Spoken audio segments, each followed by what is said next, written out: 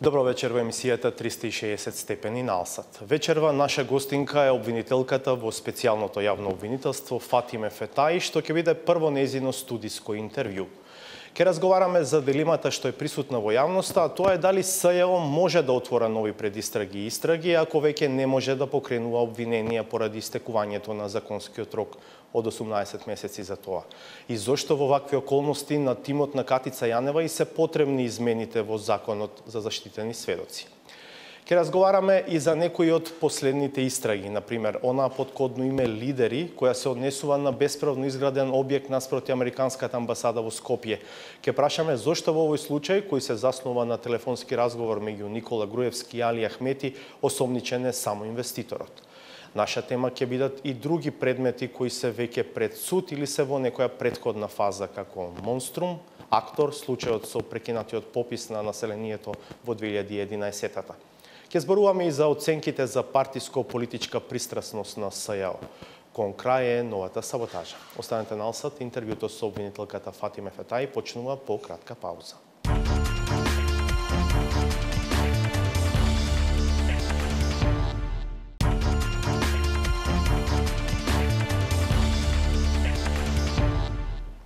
Најавивме во студиото на 360 степени вечерва е обвинителката во специјалното јавно обвинителство Фатиме Фетаи. Добро вечер, добре дојдовте.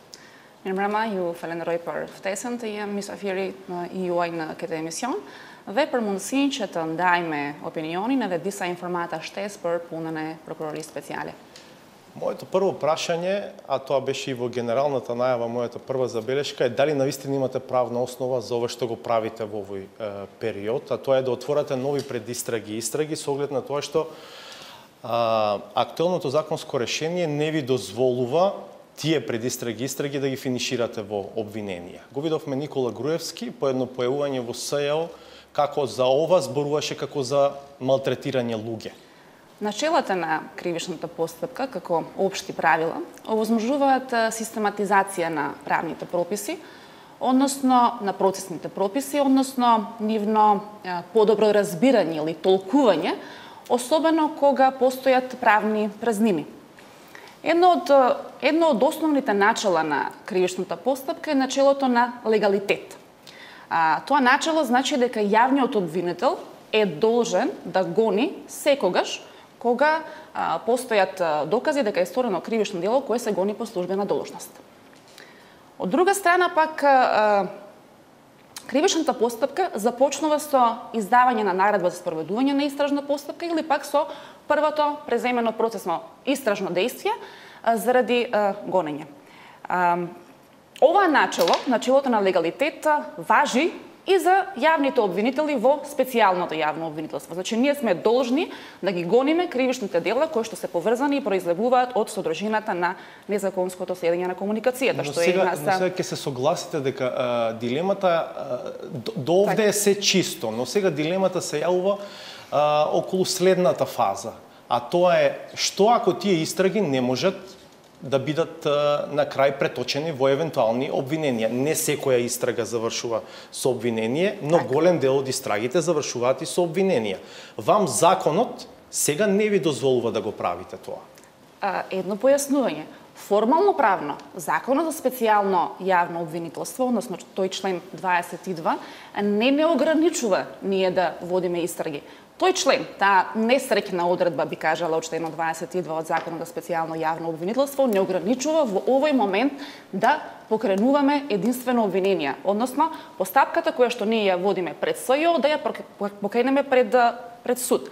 Меѓутоа, не сме формално правно ограничени да отвараме истраги. Тога што со истрагите, што еве, ќе стигнат до фазата по која ќе треба да се покренуваат обвиненија? Значи вака. Наша должност е ние да гониме кога постојат докази дека е сторено кривишно дело кое што се гони по службена должност.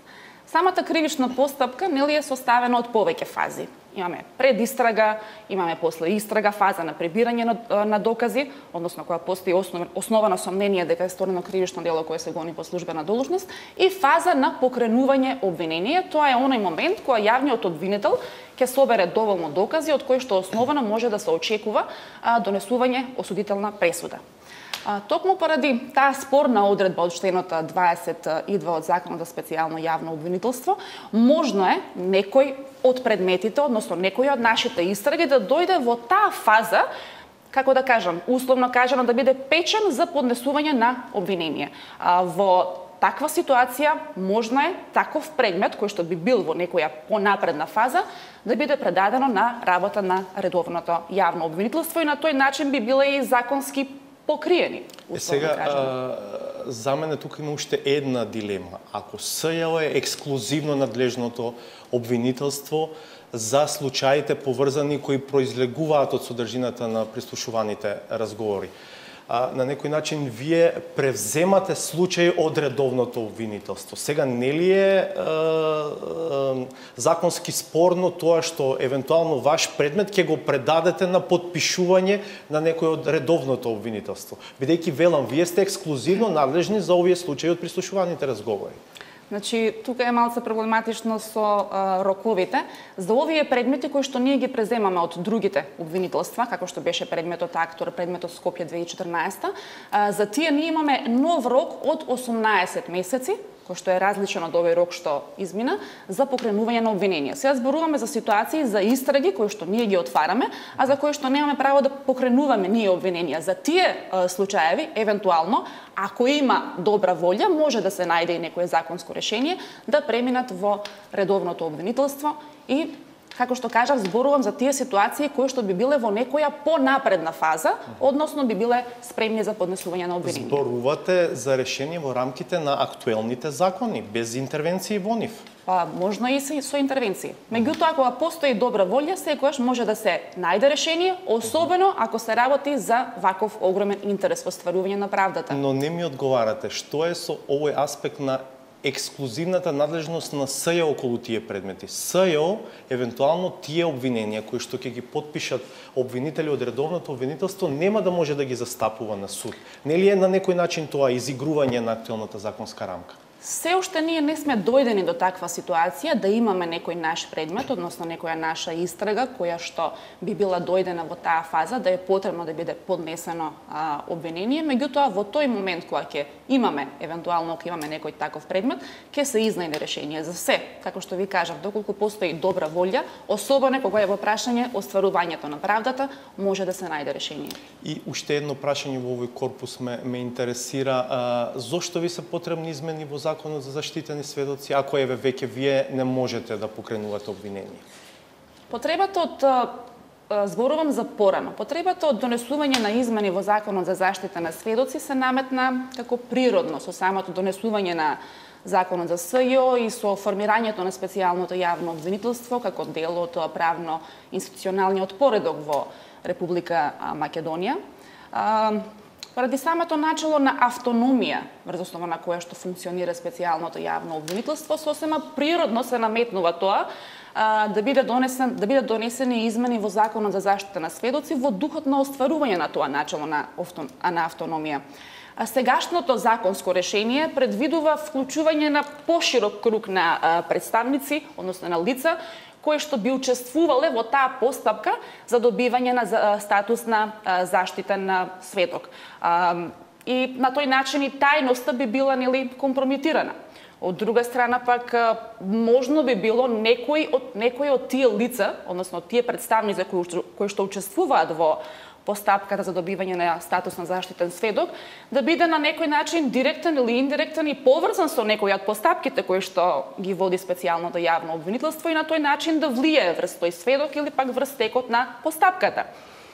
Сега, пошто гледам дека ве интересира зошто сега ние бараме, се уште инсистираме на тие измени, одговорот логично произлегува од околноста што СЈО, како што реков и претходно, отвара и ќе отвара истраги за кривишни дела кои што се од надлежност на специјалното јавно обвинителство. Исто така, можно е, доколку се донесат измени во овој закон, дополнително во доказна постапка во оние предмети во кои што веќе имаме поднесено обвинение, да бидат предложени, да биде предложено испитување на заштитени сведоци. Инаку во постапките кои што ние ги водевме, значи имаше случаеви каде што Имаше лица кои што, доколку ги имавме измените во Законот за заштита на сведоци, би биле заштитени сведоци, меѓутоа, за жал, такви измени се уште не се донесени, а поради тоа што постоеше страв кај тие лица за нивната безбедност, за безбедноста на нивните семејства,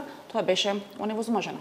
Значи, сакате да ми кажете дека не би било безполезно новото законско решение, дека ќе имате каде и како да го користите? Ние во иднина ќе отвараме истраги. И се надевам дека во најскоро можно време општеството ќе најде сила и ќе се најде и политички капацитет на СЈО да му се овозможи и понатаму да работи, да ги процесуира, значи сите случаи, да покренува обвиненија за сите случаи кои што ќе произлегуваат од незаконски прислушкуваните материјали, бидејќи тоа е и основата на постоењето на СЈО. Задоволни ли сте од статусот кој што се проектира за СЈО во стратегијата за реформи во правосудството? Предвидено е да бидете засебно обвинителство во рамките на редовното, кое ќе продолжи со својата работа како и досега, но ќе добие и плюс надлежности во делот на white collar crime, односно висока корупција. Иако тоа се уште не е дефинирано до кое ниво би било, а сепак е предвидено тоа да се случи по завршување на нашиот мандат. Како и да е, од интерес на сите граѓани на Република Македонија е специјалното јавно обвинителство да продолжи со нејзината работа. Добро, тука ќе одиме на уште една пауза. По неа имаме уште многу, верувам, интересни прашања за гледачите. Ќе отвориме детали околу дел од новите истраги, но и веќе познатите ваши предмети, дел од нив се на суд, за дел се уште водите истраги или се во предистрага. Благодарам за сега. Ве поканувам да бидете назад.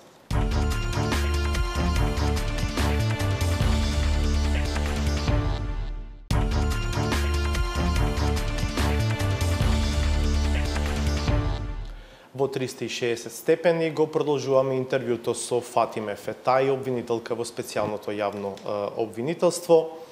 Пред известно време објавивте отворање на 7 нови истраги. Едната е со кодно име Лидери. Зошто во овој случај, кој се однесува на бесправно изграден објект кој што се наоѓа веднаш наспроти Американската амбасада во Скопје, е осомничен само инвеститорот? Да подсетиме за јавноста, тоа е случај кој што е заснован на еден телефонски разговор помеѓу Никола Груевски и Али Ахмети, кој што јавноста имаше можност да го слушне и се уште е достапен. Може да се слуша. Во јавноста, да, имаше некои дилеми во моментот кога беше објавена оваа истрага, дали само инвеститорот е осомничен, иако беше децидно кажано дека само тој е осомничен во тој предмет, па зошто не се и лицата кои што зборуваат во телефонскиот разговор врз основа на кој што е оформен предметот. Мислам дека е потребно да подолго појаснување. Значи, битието на кривичното дело бесправно градење, од член 244а од Кривичниот законник, предвидува санкционирање на тој што гради, изведува градба или пак врши надзор над градба на сопствено или туѓо земјиште, изградено без одобрение за градење или пак спротивно на издаденото одобрение за градење од надлежен државен орган.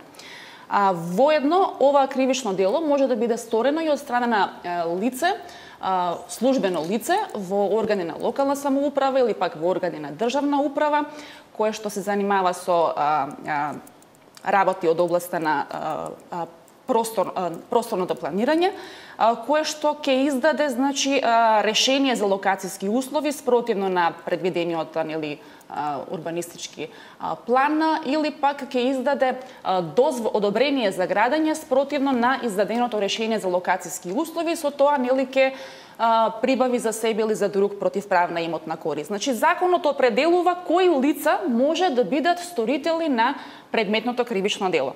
Во конкретниот случај, од прибраниот доказен материјал произлезе основано сомнение дека инвеститорот, кој што е осомничен, презел действија со кои што го исполнил битието на оваа неправо.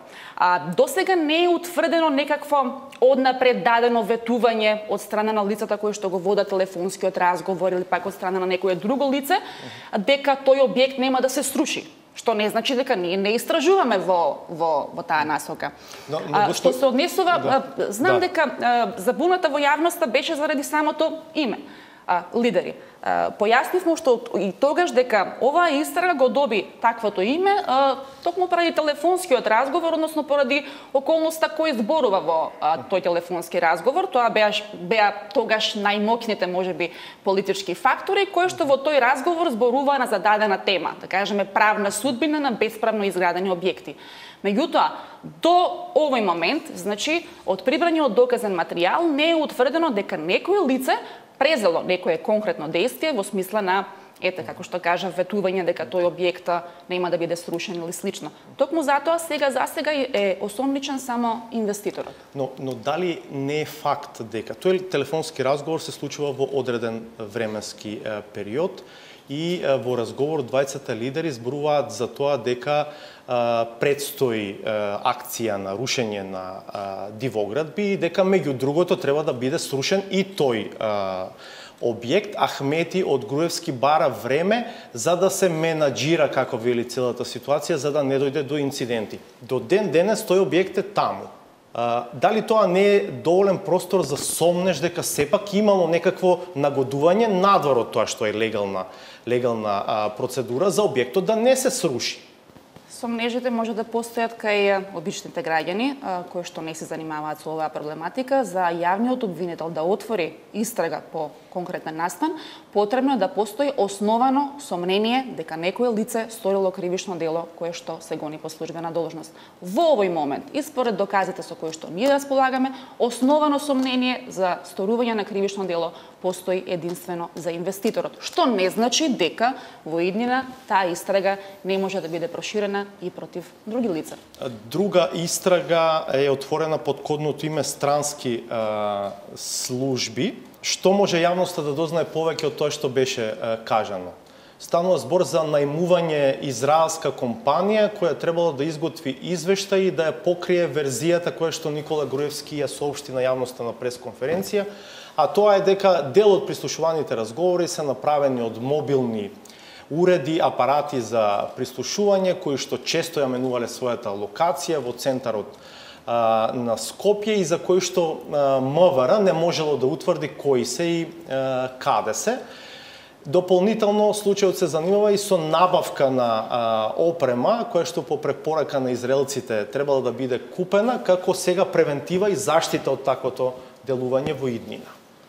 Значи, генерално тоа што беше кажано, што беше соопштено на пресконференцијата, тоа беше се кое што може да биде споделено со јавноста во овој момент. Суштината, нели, на ова кривишно дело, она што формално правно представува кршење на законот, е набавката, самиот процес на набавка на таа оправа. Меѓутоа, тука карактеристичен е самиот мотив, од кои причини, значи било потребно тоа да се направи, односно од кои причини бил нарачен на тој извештај од странската компанија, а тоа, како што спомнавте и вие, е да се потврди тезата на тогашниот државен врв дека масовното незаконско прислушкување го извршиле странски служби.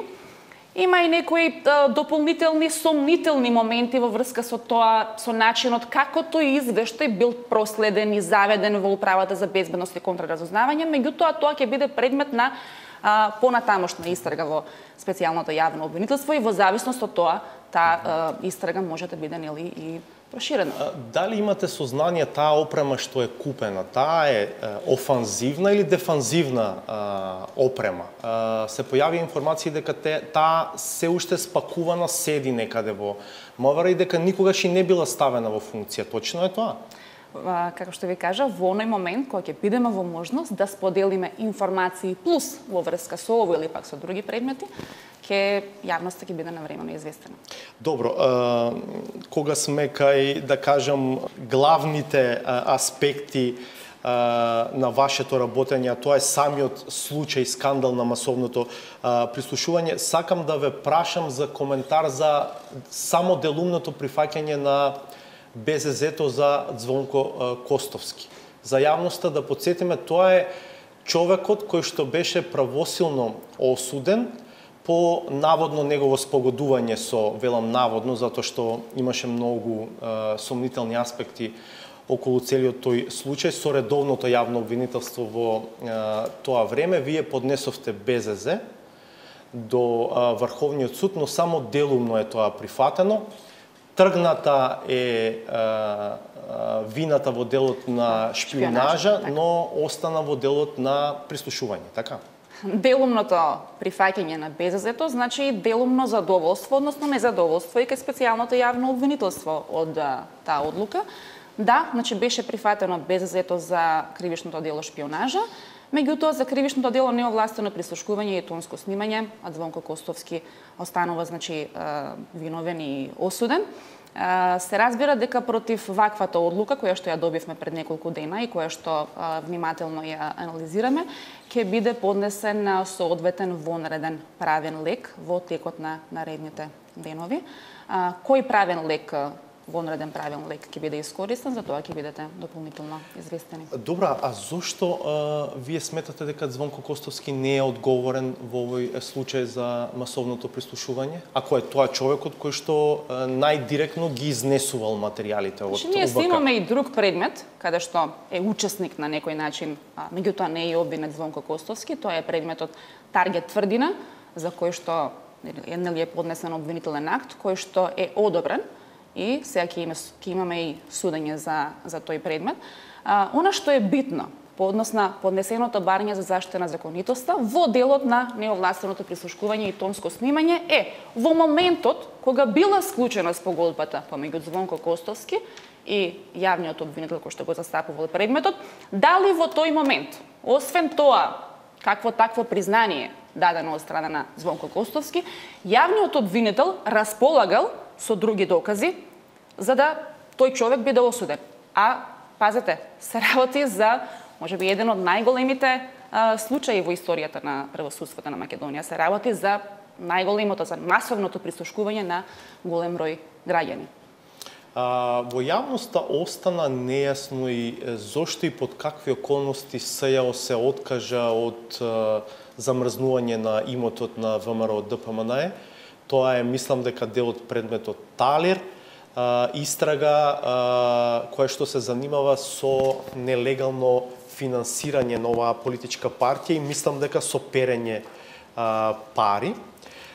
Слушнавме едно објаснување од вашата шефица Катица Јанева, која одеше на линија на тоа дека СЈО не сака политички да влијае. Некако така беше објаснувањето. Зошто навистина повлековте ваков потек? Од поднесувањето на барањето за заштита на законитоста против одлуката на Основниот суд Скопје 1 Скопје за да го одбие нашето барање за замрзнување на имотот на ВМРО ДПМНЕ, помина на вистина долг временски период и всушност тоа не е интенција на самото барање за замрзнување на имот. Всушност се работи за барање од процесна природа, кое што може да биде истакнато повторно пред првостепениот суд, доколку има некаква промена на околностите поврзани со тој имот. И на тој начин, доколку повторно се поднесе такво барање пред првостепениот суд, тоа може би било и побрзо и поефикасно во споредба со она колку време стоеше нашето барање во Врховниот суд и на тој начин се изгуби и самата суштина на барањето. За разлика од овој случај, кога толку долг период нема одлучено по нашето барање за заштита на законитоста, сме имале случаеви каде што Врховниот суд експресно одлучувал по барање за заштита на законитоста, па дури најбрзиот случај можеби во историјата на постоењето на Врховниот суд е кога одлучуваше за БЗЗ кој што беше поднесено од ненадлежен орган. За Сеат Кочан зборувате? Има ли ваков тип на политичко-партиски калкулации во вашите одлуки? Бидејќи ќе се реферирам повторно на објаснувањето за претходната ваша одлука. Вакво прашање или како да кажам индиректни напади во оваа смисла сме имале повеќе пати од самото основање на СЈО. Меѓутоа, уште еднаш ќе појаснам. Специјалното јавно обвинителство е основано да истражува кривични дела поврзани кои произлегуваат од содржината на незаконското следење на комуникациите. Од друга страна, кривишна постапка се поведува против некое лице кога постојат доволно докази дека тоа лице сторило кривишно дело кое се гони по службена должност. Општо познато е дека специјалното јавно обвинителство работи, односно постапува врз основа на материјалите кои што во месец декември 2015 година ни беа доставени од страна на лидерот на тогашната опозицијска СДСМ. Значи, ние постапуваме само врз основа на тие материјали и врз основа на она што произлегува од тие материјали, за кои што подоцна собираме и докази, отвараме конкретни предмети. Значи, во ниту еден случај не може да се каже дека постојат некакви политички калкулации или пак дека се гони... Да, во овој одговор треба да го бараме одговорот и на прашањето зошто нема ни еден предмет против функционер на СДСМ, а речи си да нема ниту против функционер на ДУИ. Ќе продолжам со мојот одговор. Значи, појаснив која е нашата надлежност, како постапува воопшто обвинителството, кои материјали ние ги имаме, врз основа на кои постапуваме и колку пати до сега специјалната јавна обвинителка има повикано да секој кој што поседува аудио или други видови на разговори од незаконско прислушкување да ги достави до специјалното јавно обвинителство. Дали алудирате на тоа дека можеби сте добиле некаква прочистена, филтрирана верзија на телефонски разговори? Апсолутно не можам да кажам такво нешто. Само зборувам дека ние постапуваме врз основа на тие материјали кои што ни се предадени во месец декември 2015 година. Од тие материјали, од она што произлегло како основи на сомнение дека е сторено кривишно дело кое се гони по службена должност, ние сме си отвориле соодветни постапки. Меѓутоа, тие постапки во најголем број од случаевите се однесуваат, односно се водат против лица кои што еден долг период биле на високи државни функции и кои што токму искористувајќи ја таа нивна функција, службена положба, овластување, ресурси и моќ во општеството, ги имаат сторено кривишните дела кои што им се ставаат на товар. Добро, се чувствувате како политичко-партиски инструмент во нечии раце? Апсолутно не. Специјалното јавно обвинителство постапува врз основа на доказите со кои што располага, има своја мисија, а тоа е остварување на правдата преку принципот на владење на правото. За специјалното јавно обвинителство, значи сите граѓани се еднакви и не правиме во ниту еден момент никаква разлика. Ќе одиме уште една пауза, а по неа имаме уште прашања што сакам да ги отвориме. Бидете и понатаму на осад.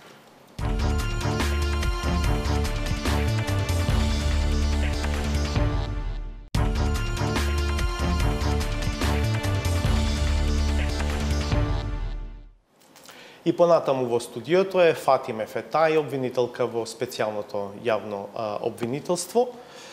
Во која фаза кај вас е предметот монструм? Врховниот суд ги укина пресудите и на основниот и на апелацискиот суд, а при изложувањето на мислењето на обвинителството ја чувме во тој момент веде јавната обвинителка на Република Македонија Лилијана Спасовска, како вели, не сакам да работам во сенка, не сакам да сум во темница, отсуството на прислушуваните материјали не треба да остане како крик во пустина во еден ваков процес. Не би било коректно од моја страна да коментирам одлуки на Врховниот суд, донесени во една постапка во која што специјалното јавно обвинителство не е, или барем се уште не е формално правно странка во таа постапка, уште помалку да ја коментирам одлуката на колешката, односно мислењето на колешката обвинителка дадено во тој предмет. Како и да е, заради дилемите, односно сомневањата кои што постоеја во јавноста, поврзани со начинот на кој што бил воден целокупниот предмет, познат како монструм, па дилемите дали се или не се тие луѓе кои што беа осудени вистинските сторители на кривишното дело.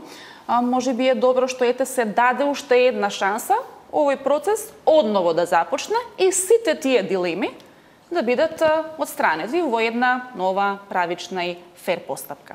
Сега, каде би била тука улогата на СЈО? И може ли СЈО да има свој придонес во сето ова и низ каква постапка? Сега, ако сваќам, има обвинение, активно обвинение за монструм кој што го застапува редовното обвинителство.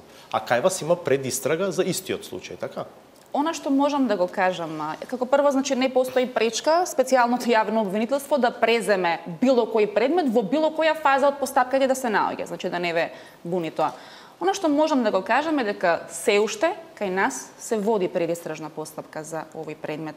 Меѓутоа се работи можеби за најчувствителниот, најсензитивниот случај во поновата историја на македонското правосудство.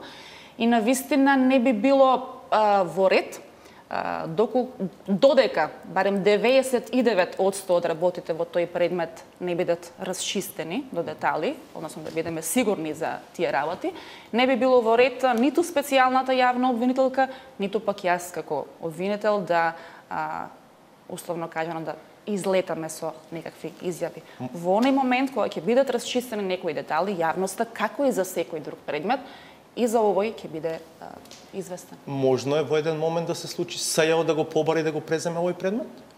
Во тој момент, доколку СЈО донесе таква одлука, секако дека јавноста ќе дознае. Добро. Ме интересира во која фаза е кај вас предметот актор. Имаше информации дека надлежните грчки власти отвориле според едни информации истрага, според други дури обвинение, не знам што е вистина, за перење пари во овој случај. Да подсетиме за јавноста, фирмата Актор го гради се уште автопатот Демир Капија Смоквица. Таму јавноста слушаше за извлекување големи суми кеш од филијалата на една банка во Неготино и потоа верзијата беше дека тие пари се предавани на една представничка на Актор, за кој потоа не се знае што се случувало и каде завршувале тие пари. Имате вие некаков напредок во тој случај? Она што можам да го споделам со јавноста во врска со овој предмет, кажавме и на пресконференцијата од 19 декември дека од основното скопско обвинителство и од обвинителството за организиран криминал и корупција преземени се неколку предмети, меѓу кои и предметот Актор. Овој предмет се уште се наоѓа во предистражна постапка кај нас, а предистрагата се знаете дека е тајна и е во соработка и со меѓународни истражни органи. Единствено можам да споделам со вас дека предистрагата е во некоја напредна фаза, скоро да кажеме блиску до истрага. Така да во најскоро време може и да се очекува отварање на истрага по овој случај. Се обидувам да зборуваме за случаи кои што не биле многу јавно експонирани, меѓу нив е и оној за прекинатиот попис на населението во 2011 година. Се појавија информации во јавноста од луѓе кои што биле повикани да дадат искази во вашето обвинителство дека очигледно се води случај и за овој настан. Кој аспект се истражува? Може да споделите со јавноста? Че вака и овој предмет се наоѓа во фаза на предистрага. Точно е дека во изминатиот период интензивно се испитуваа сведоци во специјалното јавно обвинителство. Над 30 и неколку сведоци беа испитани. Накратко, значи, само можем да ви кажам дека се истражуваат причините поради кои што дошло до прекинување на пописот, средствата кои што биле потрошени за таа неуспешна операција. Се 14 милиони евра државни пари. Добро, не знам дали е таа сума точна, кои што беа потрошени практично во празно. За износот не би било коректно, нели, на потрошените средства сега да се зборува, доколку се отвори истрага за овој предмет. Да искористам прилика да ви кажам дека деновиве од обвинителството за организиран криминал ќе биде побаран и овој предмет кој што има отворено предмет за пописот и во тоа обвинителство пред неколку години, ќе биде побаран на наша надлежност. А тој е затворен таму или уште е отворен и во редовното обвинителство? Според нашите сознанија, значи веќе неколку години стои како отворен предмет. Добро, знаете што е уште еден впечаток во јавноста, дека немате ни еден случај за толку многу споменуваниот сомнителен капитал кој што влегуваше во земјава преку офшор фирми од даночни раеви. Зошто? Уште еднаш ќе ја појаснам надлежности на специјалното јавно обвинителство. Значи, ние одлучуваме и отвараме истраги врз основа на она што ни произлегува содржината на незаконски прислушкуваните материјали. Динамиката на отварање на нови случаеви зависи од динамиката на преслушување на прислушкуваните разговори. Имало ли досега обиди за спогодување со некој од осомничените или обвинетите, што го дозволува законот? Донесувањето пресуда врз основа на предлог спогодба помеѓу јавниот обвинител и осомничениот, нели како институт е предвиден во Законот за кривичната постапка, тоа може да се служи во фаза на истрага или евентуално во таа меѓуфаза од поднесување на обвинение до стапување на правна сила, доколку во рокот за приговор, обвинетиот си го признае кривичното дело. Имало обиди за спогодување со дел од осомничените во нашите постапки, најчесто од нивна страна, по нивна иницијатива, токму заради предностите кои што ги нуди овој институт. Меѓутоа, поради актуелната состојба во одреден период од функционирањето на СЈО, поради разните обструкции, притисоци, но и поради притисоците и заканите кон делот и осомничени кои што се обидува на некој начин да се спогодат, тоа беше значително оттежнато. Треба да се има предвид и еден друг момент, значи профилот на лица кои што се осомничени во предметите на специјалното јавно обвинителство, тоа се вообичаено луѓе кои што биле на високи државни функции, кои што имале огромна моќ и кои што кривичните дела за кои постои основано сомнение дека ги сториле најчесто како соучесници, мислам како нивни соучесници биле лица кои што вообичаено биле пониско рангирани државни службеници кои што од разни причини, да кажеме, можеби од страв за нивната екзистенција, учествувале во извршување на тоа кривично дело. Тоа не значи дека тие лица не треба да одговараат, меѓутоа сакам да кажам дека би било целисходно, токму со ваква категорија на лица да се склучи спогодување за видот и версијата на кривичната санкција, бидејќи најчесто овие лица служат и за, условно кажано, фаќање на оние главните сторители на кривични дела и на тие што најмногу се офајдиле од криминалот. А овие обиди кои што постоја беа со лица од тој, условно кажано, понизок ранг или со повисоко позиционирани функционери? Тоа засега не би било коректно да го одговорам. Добро. Генерално, дали е ова задоволително темпо на постапките? Речи си 3 години по обелоденувањето на скандалот со масовното прислушување, нема ни една пресуда, ако не исклучиме тврдина 2. И двете пресуди во насилството во центар кои што беа донесени врз основа на признание на вина. Се знае која е улогата на јавниот обвинител во една кривична постапка. Јавниот обвинител е тој кој што гони. Судот е тој кој што донесува одлука по конкретно обвинение или што е да е од страна на јавниот обвинител. И вие значи, сметате дека сите овие работи не зависат од јавниот обвинител. Ние, нашиот дел од обврската и покрај тоа што се соочувавме со разни обструкции, ограничувања и што уште не, сметам дека на најсоодветен начин ја оправдавме, и довербата која што ни беше дадена и тие обврски кои што ние ги имаме согласно Законот за специјалното јавно обвинителство. Како ви се сега односите со кривичниот суд? Како би ги оцениле вие?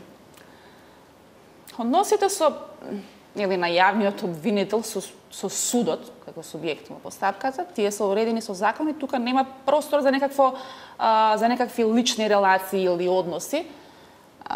Сепак, од формирањето на специјалното јавно обвинителство до сега не може баш и да кажеме дека сме го имале најдоброто искуство со судот генерално и со дел од судиите во Скопскиот кривичен суд.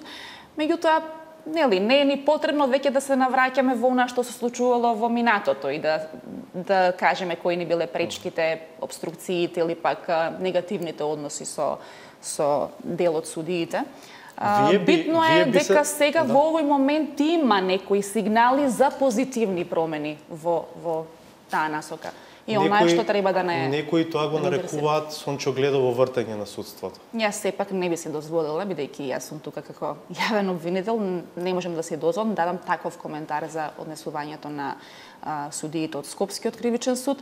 Посебно заради тоа што со поголем дел од нив сум работила и како обвинител кога бев во основното јавно обвинителство Скопје и знам дека постоја доста стручни, професионални, честни, храбри и трудолюбиви судии во тој суд. Јавноста или дел од јавноста е сомничава, мисли дека елитите меѓу себе се договараат и дека практично во 25 годишната историја на независна Македонија речиси и никој високо позициониран политичар да не завршил во затвор, иако можеби и не се докрај апсолутно точни овие мои констатации.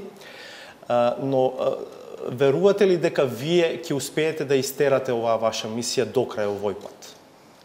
Јас цврсто верувам во она за што се залага целиот тим на специјалното јавно обвинителство на чело со специјалната обвинителка Катица Јанева. Кажав и во текот на ова интервју дека основна мисија на специјалното јавно обвинителство е остварување на правдата преку принципот на владење на правото. Ние ќе се бориме до крај сите лица кои што сториле кривични дела да одговараат за тоа согласно она што е пропишано во позитивните законски прописи во нашата држава. Полека се движиме кон крајот на ова наше интервју. Вие сте човек за кој што јавноста многу се интересира, бидејќи оставивте силен печат и како институција, но и вие лично како персоналитет. Уште ве држи таа идеја да се кандидирате за претседател на државата? Она што го кажав во едно мое приватно интервју, тоа е дека да, сакам, меѓутоа во некоја подалечна иднина. Значи, зборувам за после можеби 17-18 години да се кандидирам за шеф на државата. Обично не се зборува за годините на припадничките на понежниот пол, но една проста математика може би покажува дека дури не на следните, туку и на тие понив избори не би можеле да се кандидирате, бидејќи уставниот услов е да имате 40 години. Да, токму така, меѓутоа јас си зборувам за некоја навистина подалечна иднина, можеби и повеќе од 40 години, околу 50 годишна возраст која ќе бидам. Така и си имам кажано. Предпоставам дека работата е поприлично стресна, повеќе пати тоа сте го нагласувале, каде наоѓате филтер излез од сето тоа, точно е дека сте голем фудбалски фан? Росонерите ми се во срце. Гледате на телевизија или понекогаш се трудите можеби и на лице место да одгледате некоја надпревар? Па се трудам да не пропуштам надпревар на Калчо лигата на телевизија, меѓутоа некогаш кога ми дозволува, тоа ретко се случува и времето и можностите, сакам и уживам додека гледам фудбал од трибини. За празниците? Тука сте? Да, во Скопје. Добро. Благодарам што вечера бевте дел од 360 степени. Се надевам беше интересно за публиката. Вашата мисија продолжува, ќе биде интересно да се види прво што ќе се случува со тие 20 на обвиненија кои што се пред кривичниот суд, а потоа што ќе се случува со нив, предпоставам и на повисоката инстанца на апелација и на крај каква ќе биде судбината генерално на вашата институција, дали ќе станете дел од редовното јавно обвинителство и ќе продолжите да работите оваа ваша работа. Благодарам уште еднаш. Благодарам и на вас. Ве поканувам до крај да одгледаме и саботажата.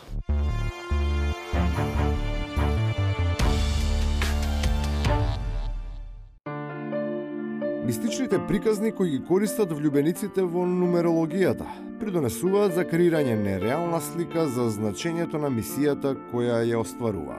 Се собира полека разбудениот македонски народ и денеска, како и во 33 градови низ Македонија. Не случајно е бројката 33, затоа што Македонија во Библијата е спомната ни помалку ни повеќе, туку 33 пати. Тоа се годините кои ги живееше на овој свет Спасителот наш, Господ Исус Христос. Толку пршлени на рбетот има човекот, па ако сакате и математички десетката која ќе се подели на 3 се добива 3,3. Ако сета оваа символика е токму таква каква што се прикажува, тогаш нормално е низата да продолжи со оној, чии иницијали одговараат на споменатата влијателна бројка. Како да не се нервираш кога гледаш некакво плеќасто детиште со разбушавена коса, нели, на никаков начин ги плени другите луѓе. Тоа е заедно. Нему пак не му остана ништо друго, туку лутито да отфрли тезата. Ве повикувам да не се правите на лудничави. Буквално немојте повеќе блесави да ми изиграват. Грешката беше увидена, а барањето беше прифатено.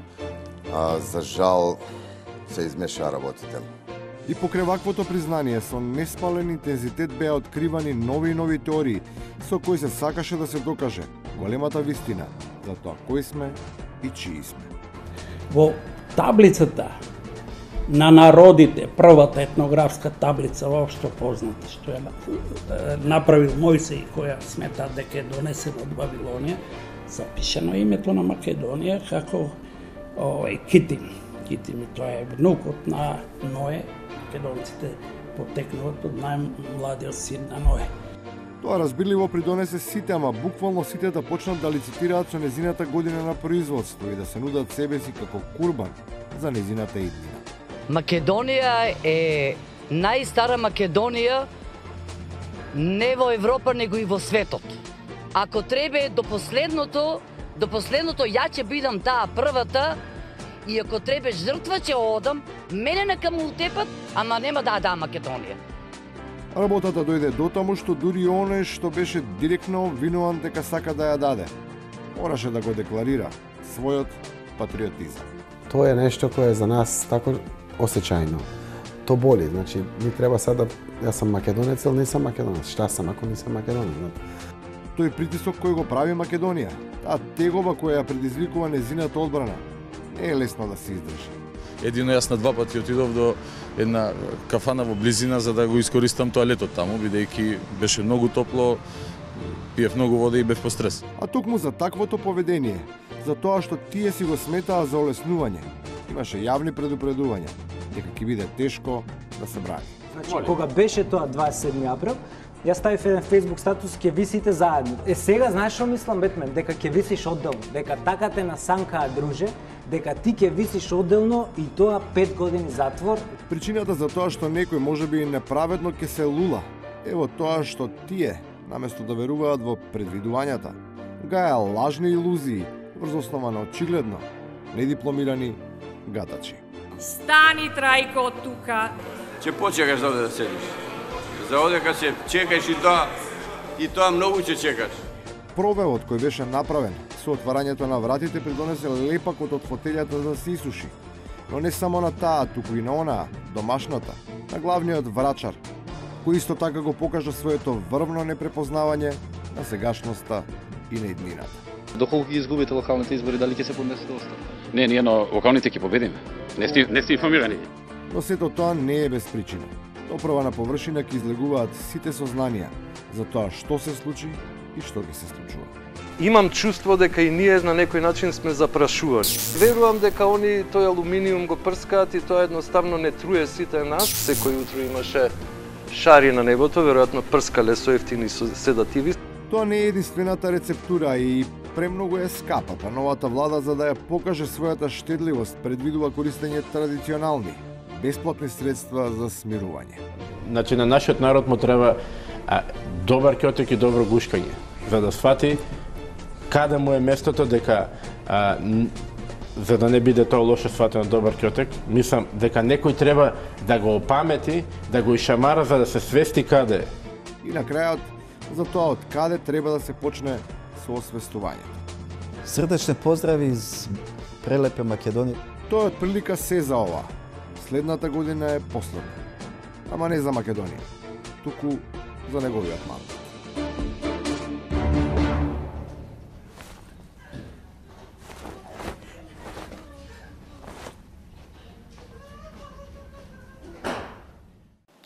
Ова е последно наше издание во оваа година, следното е во новата на 15 јануари. Ви посакувам се најдобро.